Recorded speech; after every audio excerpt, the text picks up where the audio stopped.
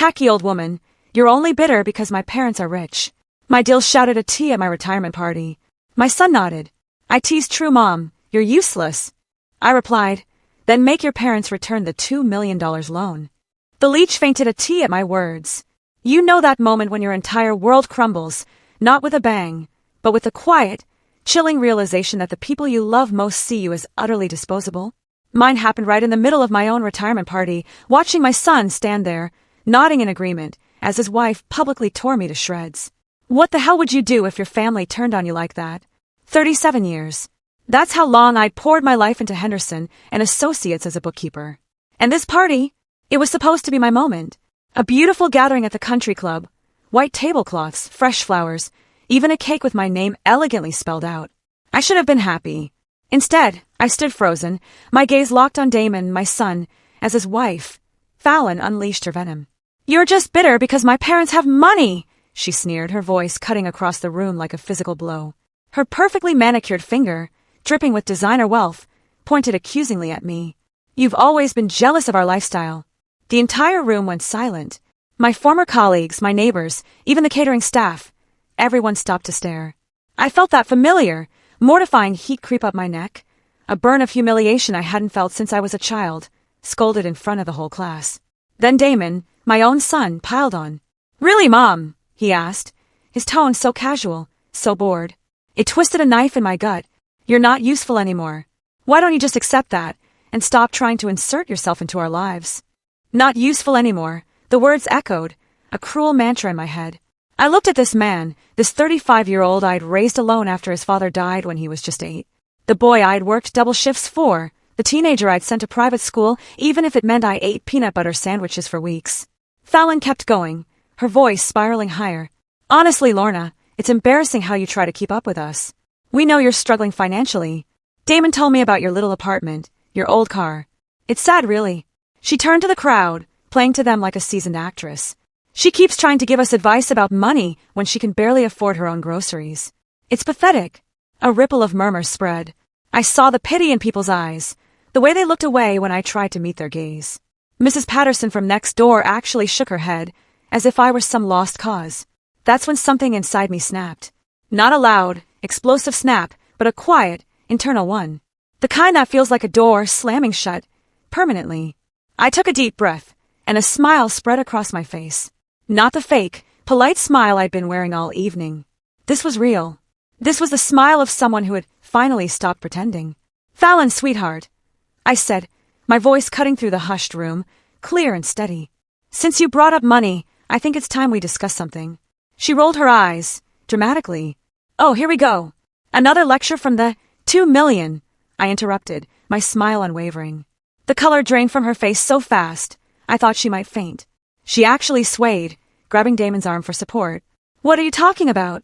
Damon asked, but his confident, bored tone was gone, replaced by a tremor of uncertainty.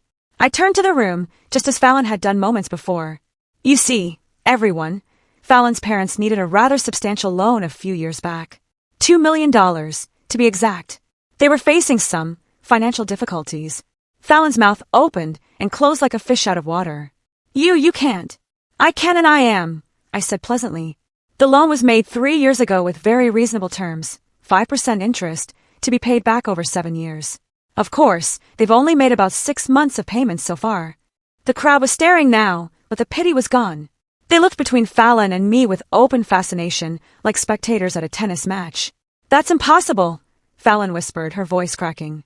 I reached into my purse, pulled out my phone, and with a few taps, opened my banking app. I turned the screen toward the crowd. Would anyone like to see the loan documentation? It's all quite legal and above board. Damon stepped closer, squinting at the screen. His face went white as he saw the numbers. Mom, what is this? How do you have $2,437,612.18, I stated clearly. That's what your wife's parents currently owe me, including the accrued interest they've been ignoring. Fallon made a strangled sound, actually grabbing the back of a chair to steady herself. This has to be some kind of mistake. You're a bookkeeper. You live in that tiny apartment. You drive a 15-year-old Honda.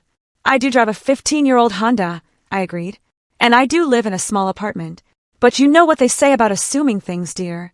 The room was dead silent, save for the soft jazz music still playing, an almost surreal soundtrack to the unfolding drama. You see, I continued, my voice growing stronger with each word, your parents came to me in quite a panic 3 years ago. Their business was failing. They were facing bankruptcy, and they needed capital immediately. They'd heard through mutual friends that I might be able to help. Fallon shook her head frantically. No. My parents have money. They've always had money. They paid for our wedding. They bought us the house. With my money, I said simply. All of it. Every dollar your parents have spent in the last 3 years came from that loan. Damon sank into the nearest chair, his face pale and utterly confused. But you always said you didn't have much. You said you were just getting by on your pension. I said I lived simply. I corrected him. I never said I was poor. Fallon's breathing became rapid and shallow. She kept looking around the room as if searching for an escape route. This is insane. You're lying. You're making this up because you're jealous and bitter. And would you like me to call your parents right now? I asked, pulling up their number on my phone. I'm sure they'd be happy to confirm the details. No! Fallon practically screamed, then lowered her voice, realizing how loud she'd been. No, don't. Don't call them. Why not, sweetheart? If I'm lying, surely they'd be happy to set the record straight. Fallon's face crumpled, and for a moment, she looked like a lost child rather than the sophisticated woman who'd been tearing me apart just minutes earlier. Please, she whispered. Please don't do this. But I was done. Done pleasing people who had never shown me the same courtesy. Done being treated like a burden by the family I'd sacrificed everything for. I looked around the room one more time at all the faces staring back at me with new respect and curiosity. Then I looked at my son, still slumped in his chair, still trying to process what he'd just learned. Enjoy the rest of the party, everyone, I said, tucking my phone back into my purse. I think I'll head home now. As I walked toward the door, I could hear Fallon's voice behind me, high and desperate. Lorna, wait. We need to talk. We need to, but I didn't stop. I didn't turn around. I just kept walking. And with each step, I felt lighter than I had in years. The valet brought my 15-year-old Honda around, and as I drove away from the country club, I couldn't help but smile. Tomorrow, I thought, was going to be a very interesting day. I didn't sleep much that night. Instead, I sat in my small living room with a cup of tea, surrounded by photo albums and financial documents I hadn't looked at in years. The silence felt different now. Not lonely, but peaceful. For the first time in decades, I wasn't worried about disappointing anyone. The photos told a story I'd almost forgotten. There I was at 28, holding baby Damon in the hospital, my face exhausted but radiant. My husband, Robert, had died just 2 months earlier in a construction accident, leaving me with a mortgage, a newborn, and exactly $347 in our checking account. I traced my finger over the picture, remembering that terrified young woman. She had no idea what she was capable of. The insurance money was modest, barely enough for the funeral and a few months of mortgage payments. Everyone told me to sell the house, move in with my mother, take any help I could get. But something inside me refused. This was Damon's home. This was where his father had painted the nursery walls blue and built shelves for the children's books we'd never gotten to read together. So I kept the house. I found a job at Henderson and Associates, a small accounting firm that needed someone willing to work odd hours for lower pay. I started as a receptionist, but I watched everything, learned everything. Numbers had always made sense to me in a way that people didn't. Within 2 years, I was handling books for 3 of their biggest clients. Within 5, I was essentially running the financial side of the business while Harold Henderson played golf. He paid me well enough to keep the lights on, but I was building something else on the side. It started small. I noticed inefficiencies in clients' businesses, tax advantages they were missing, investment opportunities overlooked. I'd make quiet suggestions that saved them thousands. Word spread. Soon, I was doing financial consulting in the evenings and weekends for small business owners who couldn't afford the big firms but needed someone who understood money. I charged modest fees and delivered exceptional results. My reputation grew. By the time Damon was in middle school, I was managing investment portfolios for a dozen local businesses. I'd incorporated my own consulting firm, kept it quiet, and funneled the profits into carefully chosen stocks and real estate. I lived modestly, drove used cars, and let everyone assume I was just getting by on my bookkeeper's salary. The truth? I was building an empire. A quiet, invisible empire no one suspected existed. I learned early that people treat you differently when they think you have money. They want things from you, expect things, feel entitled to pieces of your success. I watched wealthy clients at Henderson deal with constant pressure from family, endless requests for loans and handouts. The way their children grew up expecting everything to be handed to them. I didn't want that for Damon. I wanted him to have a normal childhood, to develop his own work ethic, his own values. So, I hid my growing wealth behind a facade of middle-class struggle. I shopped at discount stores, clipped coupons, complained about costs like my neighbors. But I also made sure Damon never wanted for anything important. Private school tuition magically appeared. College funds materialized. There was always money for what mattered. I just made it seem like I was stretching every dollar, sacrificing for his benefit. Looking back, I can see the flaws. I was so focused on not spoiling Damon, I may have overcorrected. He grew up thinking I was barely scraping by, that every opportunity he had was the result of my struggle. Which, in a way, was true. But he never understood the scope of what I'd built, the security I'd created for both of us. When Damon graduated with a business degree, I quietly used my connections to help him land his first job. When he wanted to start his own consulting firm, I arranged for several of my clients to become his first. When he decided to expand, I made sure the bank approved his loan. He thought he was succeeding on his own merit, and in many ways he was. I'd raised him to be smart and hardworking, but I'd also been smoothing his path in ways he never realized. Then came Fallon. I remember the first time Damon brought her home. She was beautiful in that polished, expensive way that spoke of country club memberships and European vacations. Designer clothes, real jewelry, unshakable confidence. She looked around my modest apartment with barely concealed disdain, making small comments about the quaint decor and cozy space. At dinner, she regaled us with stories of her parents' trips to Tuscany, their new yacht, their plans to buy a vineyard. She spoke casually about money, making it clear she'd never worried about it. When she mentioned her father owned several car dealerships across 3 states, I understood where the wealth came from. What I didn't understand was why she seemed so determined to make me feel small.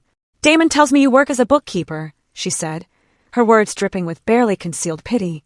That must be challenging, making ends meet on that kind of salary. I just smiled politely and said it was honest work. I didn't mention I just closed a consulting deal that would net me more in 6 months than most people made in 2 years.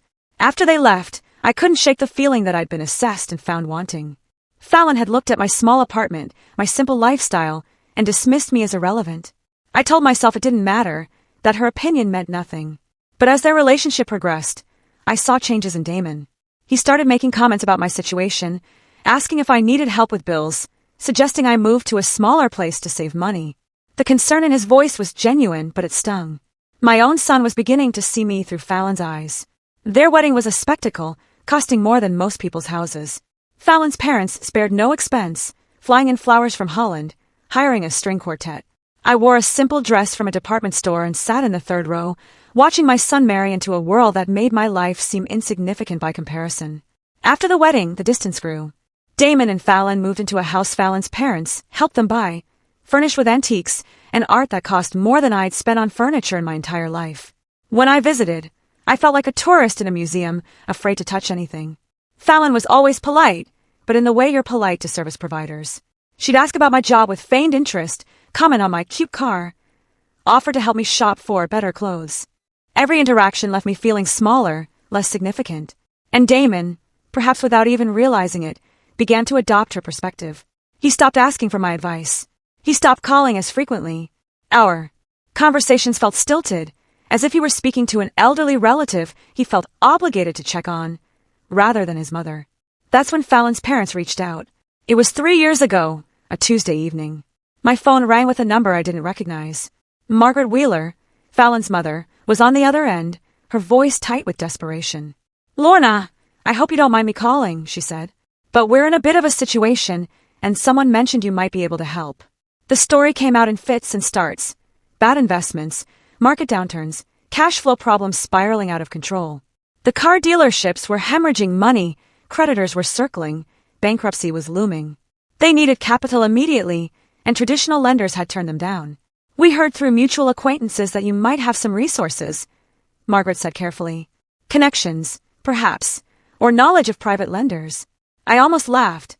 Here was this woman who had looked down on me for years, calling to ask for help from the poor bookkeeper. But something in her voice stopped me. Genuine fear. The terror of losing everything she'd built, everything that defined her family's identity. I could have said no. Should have said no, probably. But I thought about Damon, about how devastated he'd be if his wife's family lost everything. I thought about Fallon, for all her faults, and how this would shatter the world she'd grown up in. And maybe, deep down, I thought this might be a bridge, a way to finally be seen as valuable, as someone worth respecting. How much do you need? I asked. The amount was staggering. $2 million. More money than most people see in a lifetime. But I had it, sitting in investment accounts that had been growing steadily for decades. We met the next day at a lawyer's office. Margaret and Richard Wheeler sat across from me, their faces pale with stress and humiliation. The lawyer, a sharp woman in her 50s specializing in private lending, walked us through the terms. 5% interest, payable monthly over 7 years. Personal guarantees from both Richard and Margaret. And, crucially, full disclosure to immediate family members about the loan structure. Except there was no disclosure. The Wheelers made it clear they wanted to keep the details private, to maintain their dignity and their daughter's respect. I understood. Pride is a powerful thing, and they'd already swallowed enough of theirs to ask for help. So, we structured it as a private investment in their business, with paperwork that would only become relevant if payments were missed. To everyone else, including Fallon and Damon, it would look like the Wheelers had found an angel investor. Not that they were borrowing money from the woman their daughter treated like a charity case. The first few months went smoothly. Payments came on time, businesses stabilized, and the Wheeler family maintained their lifestyle. Fallon never knew how close they'd come to losing everything, or who had saved them. But then the payments started coming late. Then they stopped altogether. Now, sitting in my living room with the loan documents spread across my coffee table, I realized what I should have seen from the beginning. The Wheelers hadn't just been borrowing money. They'd been buying time, maintaining appearances, hoping something would change. And when nothing did, they'd simply decided to ignore their obligations. After all, what could the poor bookkeeper do about it? They were about to find out. The morning after my retirement party, I woke up with a clarity I hadn't felt in years. The fog of hurt and confusion that had clouded my judgment was gone, replaced by something sharper, more focused. I made my coffee, sat at my kitchen table, and began making phone calls. The first call was to my lawyer, Patricia Collins. I'd used her services for years to structure my investments and consulting contracts, but we'd never been particularly close. That was about to change. Patricia, it's Lorna Hastings. I need to schedule a meeting as soon as possible. It's about the Wheeler loan and some other matters that have come up. Her voice sharpened with interest. Has there been a development with a repayment situation? You could say that. Can you meet me this afternoon? I'll make time. The second call was to Marcus Chun, my financial advisor. Marcus had been managing my investment portfolio for 15 years, and he was one of the few people who truly understood the scope of my wealth. He was also incredibly discreet. Marcus, I need you to run a comprehensive analysis on all accounts connected to Damon Hastings, loans he's co-signed, credit lines, investments, everything. I want to understand his complete financial picture. There was a pause. Lorna, is everything all right? You sound different. Everything is about to be very different. How soon can you have that information? Give me 24 hours. The third call was the hardest. I dialed my son's number, knowing that after last night, our relationship had fundamentally changed. He answered on the fourth ring, his voice cautious. Mom, are you? How are you feeling today? I'm feeling quite well, actually. Better than I have in a long time. I kept my tone pleasant but businesslike. I was hoping you and Fallon could come by this evening. About last night, Mom. Fallon is really upset. She barely slept. Maybe we should wait a few days for things to cool down. No, Damon. Tonight. 7 o'clock. This can't wait. I hung up before he could argue. The meeting with Patricia that afternoon was illuminating in ways I hadn't expected. She spread the Wheeler loan documents across her conference table, along with several other files I hadn't seen before. Lorna, there's something else you need to know about the Wheeler situation. They've been shopping around for refinancing options for the past 6 months. They've approached 3 different private lenders trying to consolidate their debts. My stomach tightened. What kind of debts? Beyond your loan, they owe approximately $400,000 to various creditors, credit cards, supplier payments, equipment leases that went into default. They've been using your money to service minimum payments on everything else while letting your loan slide. The betrayal stung, but it wasn't the worst part. Patricia pulled out another document, stamped with the seal of the probate court. They also filed a preliminary inquiry 6 months ago about challenging estate plans. Specifically, they wanted to understand the process for contesting wills when there are questions about mental capacity. The room seemed to tilt around me. Whose will? They didn't specify, but given the timing and the context, I think we can make some educated guesses. I stared at the document, feeling pieces of a puzzle clicking into place. They think I'm losing my mental capacity. It appears they're laying groundwork for that argument, yes.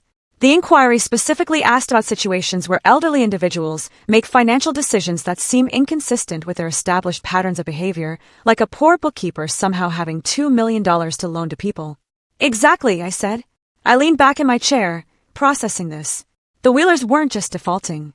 They were planning to claim I'd never been competent to make the loan in the first place. If they could establish that I was mentally incapacitated, they could potentially void the entire agreement. Patricia, I want you to do something for me. I want a complete psychiatric evaluation performed by the most respected neuropsychologist in the state. I want cognitive tests, memory assessments, everything. And I want it documented that I requested this evaluation myself while clearly demonstrating sound judgment. She nodded, making notes. That's smart. It establishes baseline competency and shows you're taking proactive steps to address any concerns. There's more. I want you to prepare a new will. A very specific one. I spent the next hour outlining exactly what I wanted. Patricia's eyebrows rose higher with each instruction, but she dutifully recorded everything. That evening, Damon and Fallon arrived at my apartment exactly at 7 o'clock. Fallon looked like she'd been crying, her usual perfect makeup slightly smudged. Damon seemed nervous, fidgeting with his car keys. Please sit down, I said, gesturing to my small living room. Can I get you anything to drink? Mom, we really need to talk about last night, Damon began immediately. Fallon's parents are very upset. They're saying you're confused about some financial arrangement, but they don't want to embarrass you by... Stop. My voice cut through his rambling like a knife. Just stop talking for a moment and listen. I walked to my desk and retrieved a folder I'd prepared. These are copies of all the loan documents between your wife's parents and myself. Every page is signed, notarized, and legally binding. I handed the folder to Damon, watching his face as he flipped through the pages. His expression shifted from skepticism to confusion to dawning realization. This is real, he said quietly. Very real. $2 million borrowed 3 years ago. Payment stopped completely 8 months ago. Current amount owed, including interest and penalties, is $2,612,418. Fallon finally spoke, her voice barely above a whisper. How do you have this kind of money? I earned it. Over 30 years of careful investing and business consulting. While you were assuming I was some pathetic old woman barely scraping by, I was building a financial portfolio that would make your parents' car dealerships look like a lemonade stand. Damon set the folder down with shaking hands. But you never said. You always acted like money was tight. You live in this small apartment. You drive that old car. Because I choose to. Because I learned a long time ago that people treat you differently when they know you have money. They start seeing you as a resource rather than a person. I looked directly at Fallon. Your parents came to me because they were facing bankruptcy. They begged me to help them. Promised they would be faithful with payments. Swore this would stay confidential to protect their dignity. I agreed because I thought it would help my son's marriage. Fallon's face had gone completely white. They told me they found an investor, some businessman who believed in the company. I am that businessman, Fallon. I saved your parents from losing everything. I made it possible for them to maintain their lifestyle, to continue funding your expensive tastes, to keep up appearances in your social circle. Damon ran his hands through his hair, a gesture I remembered from his childhood when he was overwhelmed. I don't understand. If you have all this money, why did you let us think? Why did you let me worry about your retirement, your future security? The hurt in his voice almost broke my resolve, but I pressed on. Because I wanted you to love me for who I am, not what I have. I wanted to know that you valued our relationship, not just my ability to solve your problems with money. And now? Fallon asked, her voice hollow. I pulled out my phone and showed them a recording app. Now, I know exactly what you both think of me. Last night, in front of 50 people, you called me bitter, pathetic, useless. You made it clear that you see me as a burden and embarrassment. I played a section of audio from the previous evening, their own voices filling the small room with their harsh words. Fallon flinched as she heard herself calling me a bitter old hag. I recorded everything, I said simply. The entire conversation is documented. Damon leaned forward, his face desperate. Mom, we were upset. We said things we didn't mean. No, Damon. You said exactly what you meant. You said what you've been thinking for years. What Fallon has been telling you about me. That I'm worthless. That I have nothing to offer. That my presence in your lives is an inconvenience. I stood up and walked to the window, looking out at the city lights. What you don't know, is that I've been supporting your lifestyle for years. That consulting firm you started? 3 of your first 5 clients were companies I referred to you. The bank loan for your expansion? I co-signed it quietly through a subsidiary corporation. The silence behind me was deafening. That house you live in? I helped structure the financing in ways that saved you hundreds of thousands in taxes and interest. Your retirement accounts, your investment portfolio, even Fallon's jewelry collection. All of it was made possible by advice, connections, and direct financial support that you never knew about. I turned back to face them. Damon looked stricken, while Fallon appeared to be in shock. But here's what's really interesting, I continued, my voice growing colder. I discovered today that your parents haven't just been ignoring their debt to me. They've been actively planning to have me declared mentally incompetent so they can void the loan entirely. Fallon's mouth opened and closed soundlessly. They filed inquiries with the probate court about challenging wills and estate plans. They've been laying groundwork to claim that I was mentally incapacitated when I made the loan, that I couldn't possibly have had that kind of money to lend. Damon stared at me in horror. They wouldn't. They couldn't. They absolutely could. And they were planning to with your help. What do you mean? I pulled out the final document from my folder. This is a statement prepared by a private investigator I hired. It details conversations you've had with Fallon's parents over the past 6 months about my declining mental state and your concerns about my erratic behavior with money debt. Damon's face went ashen. That's not... I never said you were incompetent. I was just worried about you, about some of the decisions you were making. Like what decisions, Damon? Like living in this small apartment when you could afford better. Like driving that old car. Like not taking vacations or enjoying your retirement. It seemed like you were hoarding money irrationally, or maybe not understanding your own financial situation. The pieces fell into place with devastating clarity. So, when Fallon's parents needed character witnesses to support their claim that I wasn't mentally competent to make large financial decisions, they had your concerned observations to back them up. I didn't know, Fallon whispered. I didn't know they were planning anything like that. But you knew about the loan. Not at first. They told me last month, when you stopped returning their calls about payments. They said you were confused, that you thought they owed you money, but it was all a misunderstanding. I laughed, but there was no humor in it. A $2 million misunderstanding. They said you were getting old, maybe mixing up your clients' money with your own. They were trying to figure out how to handle it gently without embarrassing you or getting you in trouble. How thoughtful of them. Damon stood up suddenly, pacing to the far side of the room. This is insane. This whole thing is insane. My mother is apparently a millionaire. My in-laws are con artists, and my wife's family has been planning to destroy you legally. That's a fairly accurate summary. He turned to face me, his expression desperate. What happens now? I looked at my son, this man I'd raised and loved and protected, who had stood by and watched his wife tear me apart because he believed I was beneath his notice. Then I looked at Fallon, beautiful and entitled and completely unprepared for the world that was about to come crashing down around her. Now, I said quietly, you both learned what it really costs to treat someone as disposable. The next morning, I began dismantling the invisible support system I'd built around my son's life, with the methodical precision of a surgeon removing a tumor. Each cut was clean, calculated, and irreversible. My first stop was First National Bank, where I'd maintained business relationships for over 20 years. James Morrison, the senior vice president, greeted me with the warm familiarity reserved for clients whose portfolios commanded respect. Lorna, wonderful to see you. How was your retirement party? I heard it was quite the celebration. It was illuminating, James. That's actually why I'm here. I need to make some changes to several accounts and credit facilities. We sat in his office, surrounded by mahogany furniture and photographs of James with various local dignitaries. I pulled out a folder containing loan documents and co-signer agreements that Damon had never known existed. I need to remove myself as guarantor from the Hastings Consulting business credit line. I slid the paperwork across his desk. James frowned as he reviewed the documents. This is a substantial facility, Lorna. $750,000. Your guarantee is what made this loan possible. Without it, the loan will need to be restructured based solely on the business's current assets and cash flow, which may not qualify for the same terms or the same amount. That's Mr. Hastings' problem to solve. James studied my face, clearly recognizing that this wasn't a casual business decision. Are you certain about this? Once we process this change, it can't be undone without a complete reapplication process. I'm completely certain. The second stop was Meridian Investments, where Marcus Chen managed my portfolio. His office was more modern than James's, all glass and steel and abstract art. But the conversation was equally straightforward. The analysis you requested is complete, Marcus said, handing me a thick report. Your son's financial situation is more precarious than I expected.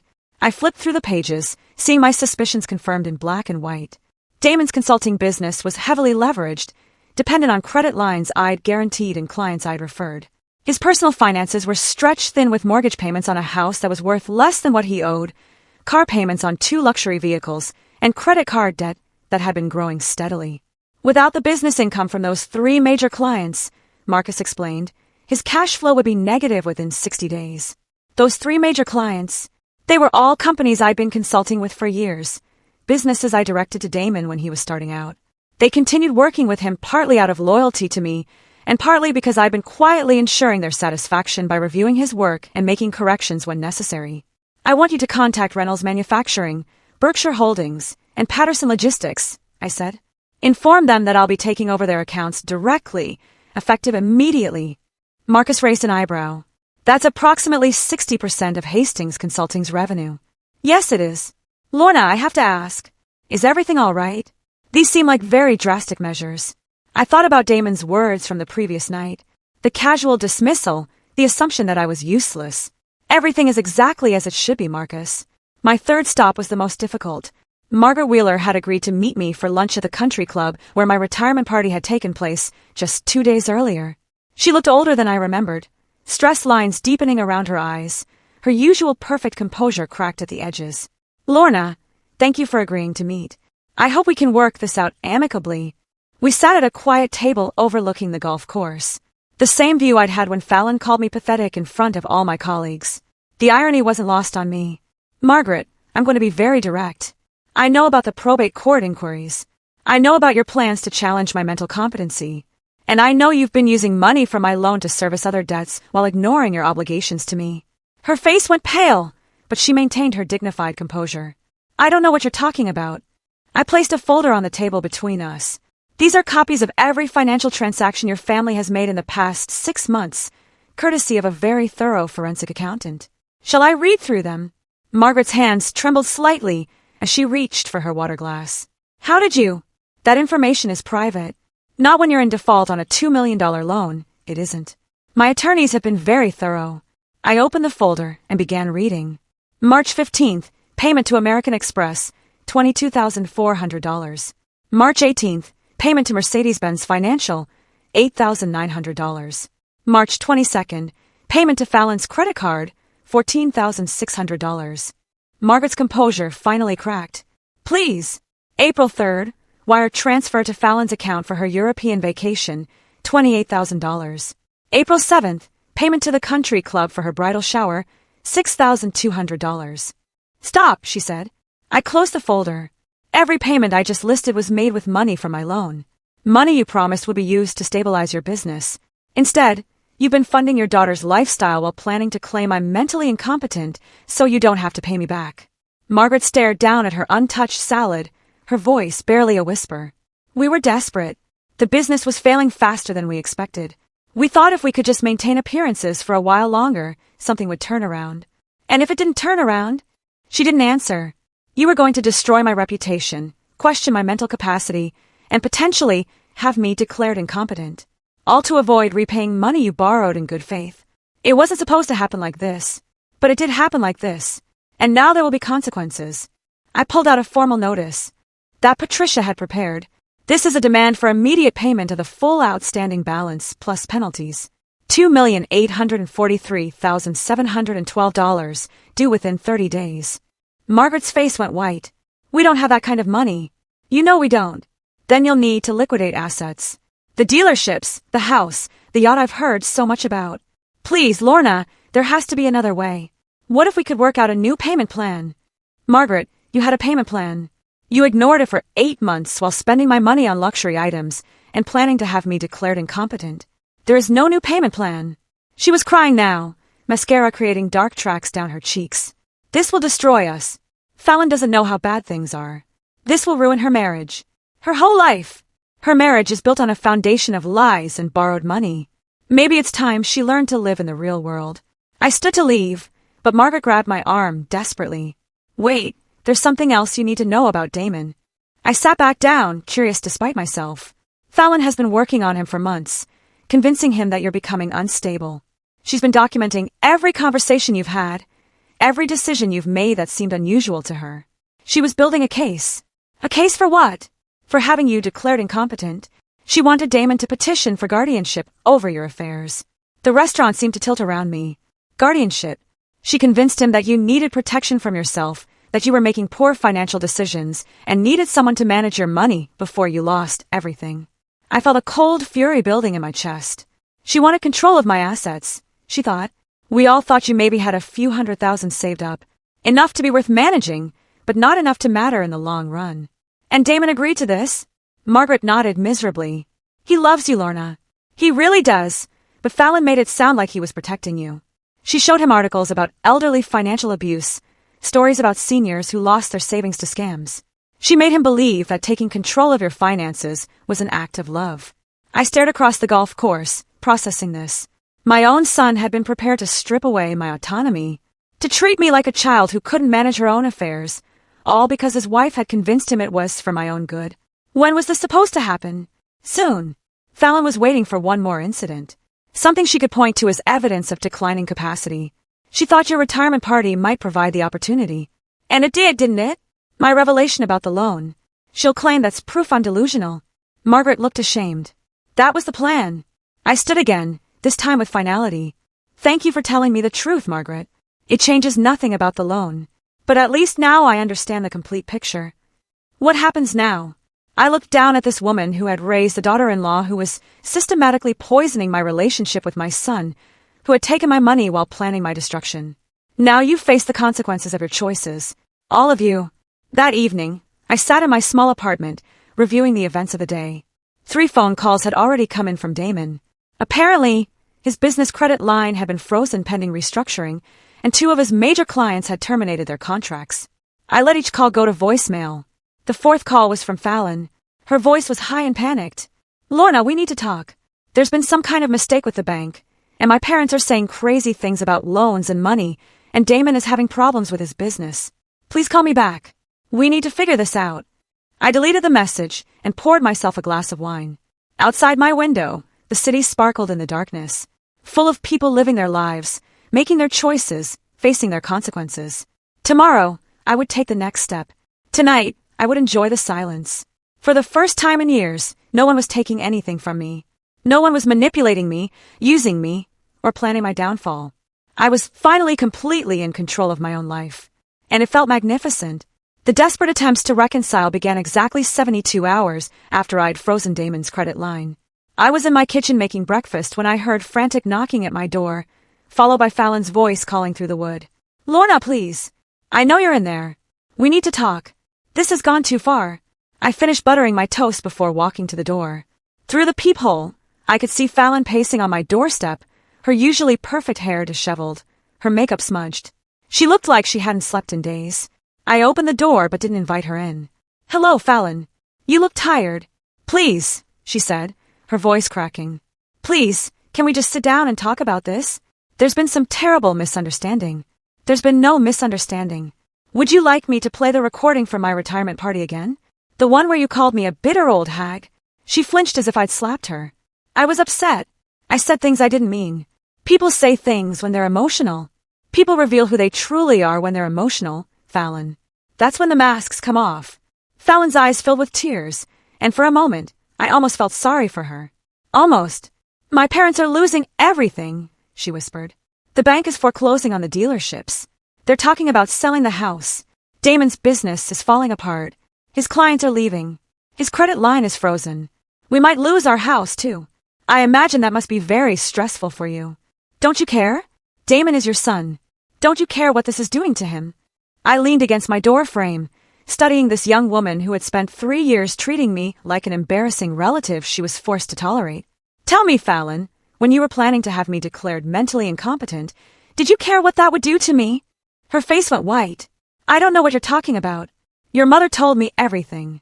The guardianship plan, the way you've been documenting my behavior, convincing Damon that I needed protection for myself. You were going to take control of my finances and treat me like a child who couldn't manage her own affairs. Fallon's mouth opened and closed soundlessly. The irony is beautiful, isn't it? You thought I was some pathetic old woman with maybe a few $100,000 you could manage for me. Instead, you discovered I have enough money to destroy your entire family's financial stability with a single phone call. Please, she said again, but the word came out strangled. Please what? Please let your family keep the money they stole? Please pretend that you didn't spend 3 years treating me with contempt? Please ignore the fact that you were planning to strip away my autonomy. I stepped back into my apartment. The answer is no, Fallon, to all of it. I closed the door before she could respond, but I could hear her sobbing on the other side. Part of me, the part that had raised Damon alone, that had always tried to be the peacemaker, wanted to open the door and comfort her. But that part of me had died at my retirement party when my own son called me useless. An hour later, Damon arrived.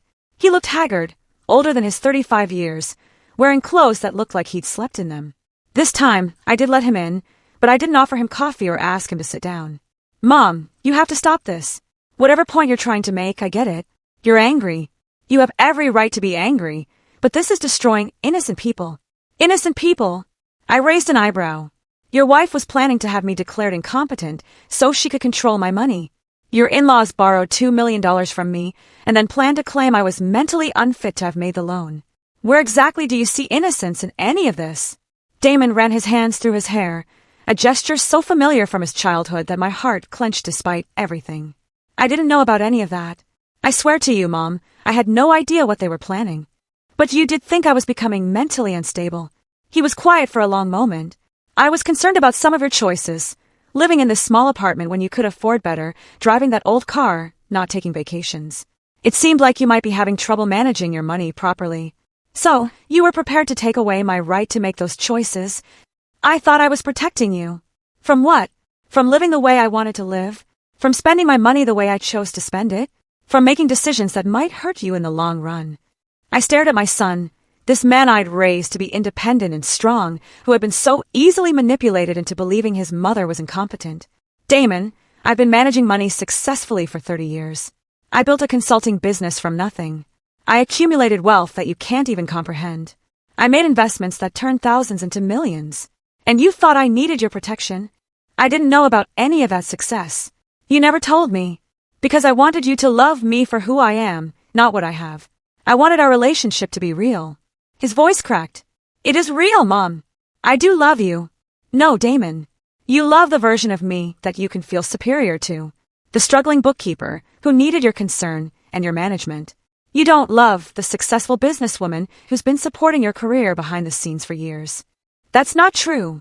I walked to my desk and pulled out a folder I'd prepared. These are copies of every favor I've done for you. Every client I've referred. Every loan I've guaranteed. Every obstacle I've quietly removed from your path. For 15 years, I've been ensuring your success while letting you believe you were doing it all on your own. Damon took the folder with trembling hands, flipping through pages of bank documents, client referral letters, and guarantee agreements he'd never known existed. Why? He whispered. Because I wanted you to have confidence in yourself. I wanted you to believe in your own abilities. But I also wanted to protect you from failure. And now you get to find out what you can actually accomplish without my help. Mom, please. I know I've made mistakes, but I'm your son. Doesn't that mean anything? I looked at this man who shared my eyes and my stubborn chin, who had been the center of my world for 35 years. It means everything, Damon. That's why this hurts so much. Then don't do this. Don't destroy my marriage, my business, my whole life over something that can't be undone. I'm not destroying anything. I'm simply stopping my support. You're a grown man with a college degree and 15 years of business experience.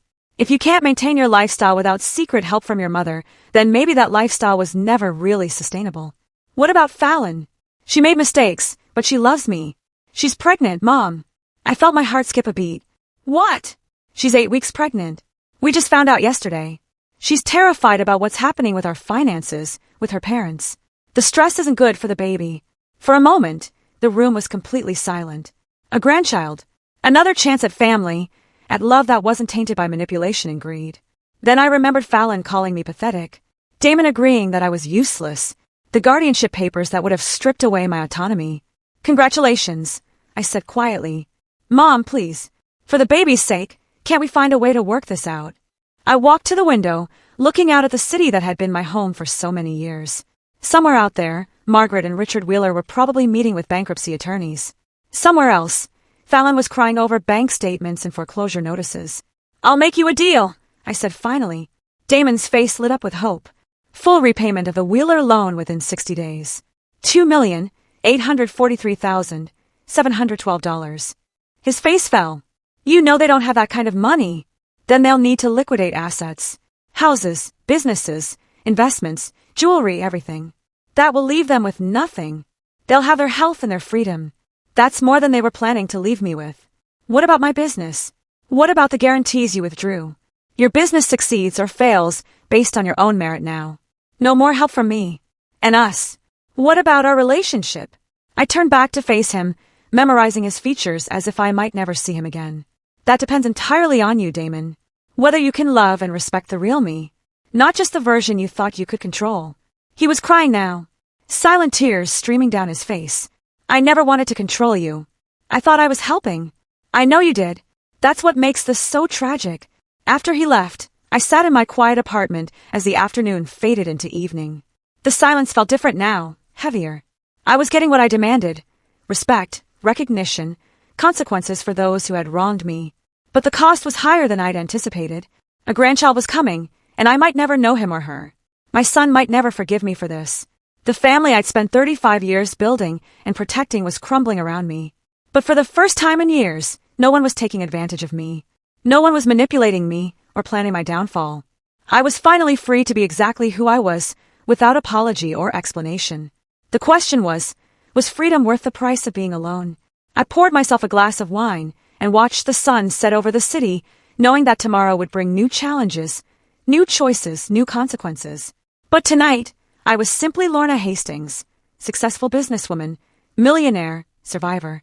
And that would have to be enough. 6 months later, I stood in the lobby of the Meridian Tower, wearing a tailored navy suit that cost more than most people's monthly salary. The marble floors gleamed beneath my feet, reflecting the crystal chandeliers that cast warm light across the space. This was my building now, one of 3 commercial properties I'd purchased in the past month. The elevator carried me to the 15th floor, where glass doors bore the inscription, Hastings Financial Consulting, Private Wealth Management. My new office occupied the entire floor, with floor-to-ceiling windows offering a panoramic view of the city I'd called home for so many years. My assistant, Claire, a sharp woman in her 40s who'd come highly recommended, greeted me with my morning schedule.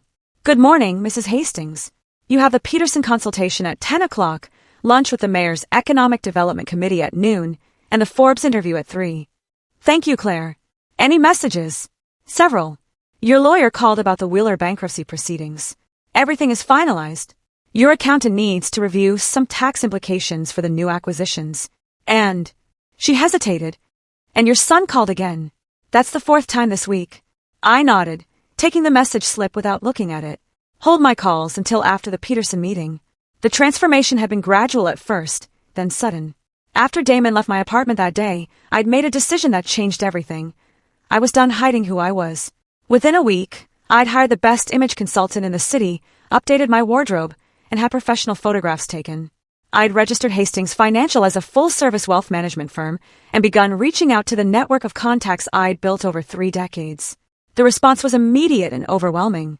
Apparently, whispers of the mysterious investor who'd been making smart money moves behind the scenes had been circulating for years. When I emerged from the shadows, clients lined up to work with the woman who quietly built a fortune while maintaining the discretion they valued. My first major coup was convincing 3 family trusts worth a combined $800 million to move their portfolios to my firm. Word spread quickly through the wealthy circles of the city. Lorna Hastings was the real deal. The Wheeler bankruptcy had been swift and brutal. Unable to meet my payment demands, they'd been forced to liquidate everything. The car dealerships sold to a competitor for cents on the dollar. The house went to pay creditors. The yacht, the art collection, even Margaret's jewelry, all of it went to auction. They'd moved to a modest apartment across town, both taking jobs they were overqualified for but desperate to have. Richard worked as a sales manager at a used car lot owned by his former competitor. Margaret worked part-time at a real estate office, showing houses she could never afford to live in again. Fallon had been devastated. The pregnancy had been difficult, complicated by stress and the dramatic change in her circumstances. She'd lost the designer clothes, the spa treatments, the lifestyle that had defined her identity. Worst of all, she'd had to watch her parents' humiliation, knowing it was partially her fault. Damon's business had struggled initially after losing my support, but he'd proven more resilient than I'd expected. He downsized, moved to a smaller office, and focused on building genuine relationships with clients rather than relying on my referrals. It was harder work, less profitable but more honest. They'd sold the house I'd helped them buy and moved to a modest 3-bedroom in a middle-class neighborhood. Damon drove a used sedan instead of his luxury car. Fallon shopped at Target instead of Nordstrom. But they were surviving. The baby had been born 3 months ago, a healthy daughter they'd named Emma. The birth announcement had been simple, sent by mail with a small photograph. No elaborate celebration, no expensive gifts from grandparents. Just a quiet welcome for a new life entering an uncertain world. I'd stared at that photograph for a long time, memorizing my granddaughter's tiny features, wondering if I'd ever hold her, ever know her laugh, or comfort her tears. The Forbes interview that afternoon was supposed to focus on my business success, but the journalist was more interested in the personal story. "You've become something of a legend in financial circles," she said, her recorder capturing every word. "The bookkeeper who secretly built an empire. What drove you to keep it hidden for so long?" I considered the question carefully. "I learned early that people's perception of you changes when they know you have money. They start seeing you as a resource rather than a person. I wanted my relationships to be based on who I was, not what I had." "And did that strategy work?" I smiled, but there was sadness in it. It revealed exactly what my relationships were really worth. "You've been estranged from your son for 6 months now. Do you have any regrets about how you handled the situation?" "I regret that it was necessary. I don't regret standing up for myself." "What would it take for reconciliation?" I thought about that question long after the interview ended. What would it take? An apology would be a start, but not enough. Real change, genuine respect, acknowledgement of the damage that had been done. Those things took time to develop, and even longer to prove. That evening, I was reviewing acquisition proposals in my penthouse apartment. I'd finally moved out of my modest rental when my doorman called. "Mrs. Hastings, there's a young woman here with a baby. Says she's your daughter-in-law. Should I send her up?" I hesitated for a long moment. "Yes, send her up." 5 minutes later, I opened my door to find Fallon standing in my hallway, holding a pink bundle in her arms. She looked different, older, more tired, but somehow more real. Her hair was pulled back in a simple ponytail. She wore jeans and a sweater instead of designer clothes, and there was something in her eyes that hadn't been there before, humility. "Hello, Lorna. Thank you for seeing me. Come in." She walked into my new living room, taking in the expensive furniture, the original artwork, the floor-to-ceiling windows with their stunning view. But her attention quickly returned to the baby in her arms. "This is Emma," she said quietly. "Your granddaughter." I stared down at the sleeping infant, feeling my heart constrict with a longing I'd been suppressing for months. She had Damon's nose and what looked like my chin. "She's beautiful. Would you like to hold her?" With trembling hands, I reached for my granddaughter. She was so light, so perfect, so completely innocent of all the pain and betrayal that had brought us to this moment. "I owe you an apology," Fallon said, her voice barely above a whisper. "Not just for what I said at your party, but for everything. For the way I treated you, the way I convinced Damon to see you as a burden instead of the remarkable woman you are." I looked up from the baby to study Fallon's face. The arrogance was gone, replaced by something that looked like genuine remorse. "I was spoiled and entitled and cruel," she continued. "I thought money and status were the only things that mattered. I looked down on you because I thought you had less than me. And I was threatened when I discovered you had more. And now I understand what my parents did to you, what I participated in doing to you. We took advantage of your generosity and your love for Damon. We planned to take away your autonomy. We treated you like you were disposable." She was crying now, silent tears that she didn't try to wipe away. "I know you have every right to hate me. I know I don't deserve your forgiveness, but I wanted you to know that I understand now how wrong I was, and I wanted you to meet your granddaughter." I held Emma closer, breathing in that sweet baby scent, feeling her tiny heartbeat against my chest. "What does Damon know about this?" "Visit? Nothing. He doesn't know I'm here. He thinks you'll never forgive us, that we've lost you forever. And what do you think?" Fallon was quiet for a long moment. "I think that would be fair. But I hope maybe someday you might give us a chance to earn your trust back. That would take time. Years, probably. I know. And it would require real change, not just words. Actions. Proof. I understand." Emma stirred in my arms, making soft baby sounds. I looked down at her perfect face and felt something shift inside me. The anger was still there, the hurt, the betrayal. But love was there, too. Not for Fallon, not yet, but for this innocent child who deserved better than the legacy of pain her family had created. I'm not ready to forgive, I said finally. I may never be ready, but I am ready to consider the possibility that people can change. Fallon's face lit up with hope. Small steps, I warned. Supervised visits with Emma. Family counseling with Damon. Complete transparency about your finances and decisions. And if there's ever another betrayal, any attempt to manipulate or take advantage, it ends permanently. Yes, she said immediately. Yes, absolutely. And Fallon, I added, I'm not the same woman who used to hide her success to make others comfortable. I won't pretend to be less than I am ever again. If we're going to rebuild this relationship, it will be with full honesty about who we all really are. She nodded, wiping her tears. I wouldn't want it any other way. As she prepared to leave, I made a decision that surprised even me. Fallon! She turned back, hopefully. Tell Damon he can call me. Not to apologize or make excuses, but to talk about Emma. About being grandparents. About what comes next. Her smile was radiant. I will. Thank you. After they left, I stood in my beautiful apartment, surrounded by all the symbols of my success, holding a small pink blanket that still smelled like baby powder. The silence felt different now, not empty, but full of possibility. I'd learned that liberation wasn't just about breaking free from those who'd wronged me. It was about choosing who to let back in, on what terms, and with what expectations. Tomorrow, Damon would call. We would have difficult conversations about trust and forgiveness, and a long road back to being a family. It wouldn't be easy, and there would be no guarantees. But for the first time in months, I felt something I'd almost forgotten. Hope. The city sparkled beyond my windows, full of people making their own choices, facing their own consequences, rebuilding their own lives. And somewhere in that vast tapestry of human experience, my granddaughter was sleeping peacefully, dreaming baby dreams in a world where her grandmother was finally, completely, authentically herself. That was enough. That was everything. Now I'm curious about you who listened to my story. What would you do if you were in my place? Have you ever been through something similar? Let me know in the comments below. I really want to hear what you think.